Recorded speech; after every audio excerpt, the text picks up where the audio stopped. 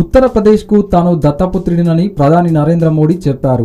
రాష్ట్రం తనకు తల్లిదండ్రులతో సమానమని, దీనిని విడిచిపెట్టబోనని పేర్కొన్నారు. గురువారం యూపీలోని హార్దోయిలో భారీ స్థాయిలో జరిగిన భాజపా ఎన్నికల ప్రచార సభలో ప్రధాని ప్రసంగించారు. వారణాసి లోక్సభ నియోజకవర్గానికి ప్రాతినిధ్యం వహిస్తున్న మోదీ ఆ విషయాన్ని ప్రస్తావిస్తూ గుజరాత్ కు ఉత్తరప్రదేశ్ కు బలమైన అవినాభావ సంబంధం ఉందన్నారు. శ్రీకృష్ణ భగవానుడు యూపీలో జన్మించాడు, గుజరాత్ ను తన కర్మభూమిగా మార్చుకున్నాడని, నేను గుజరాత్ లో పుట్టాను, యూపీ నన్ను దత్తత తీసుకుందని అన్నాడు. నేను తల్లిదండ్రుల్ని వంచే కుమారుడిని కాను, మీరు నన్ను దత్తత తీసుకున్నందువల్ల మీకోసం పనిచేయడం నా విధి అంటూ మోదీ భావోద్వేగానికి గురయ్యారు. భాజపా ప్రభుత్వం పూర్తి ఆధిక్యంతో ప్రభుత్వాన్ని ఏర్పాటు చేసే అవకాశాన్ని యూపీ ఓటర్లు కల్పించాలని కోరారు. యూపీ ఎదుర్కొంటున్న సమస్యలన్నింటినీ ఎదుర్కొనే మార్గాలను 5 ఏళ్లలో చూపించి తీరుతామని హామీ ఇచ్చారు. ఎన్నికల్లో తొలి 2 దశల్లోనూ భాజపాకే ప్రజాదరణ ఉందని అంచనాలు చెబుతున్న విషయాన్ని ప్రధాని ప్రస్తావించారు. పవిత్ర గంగా యమున నదులు నడయాడే నేల ఇదని, అయినా ఇక్కడ పేదరికం తాండవిస్తుందని,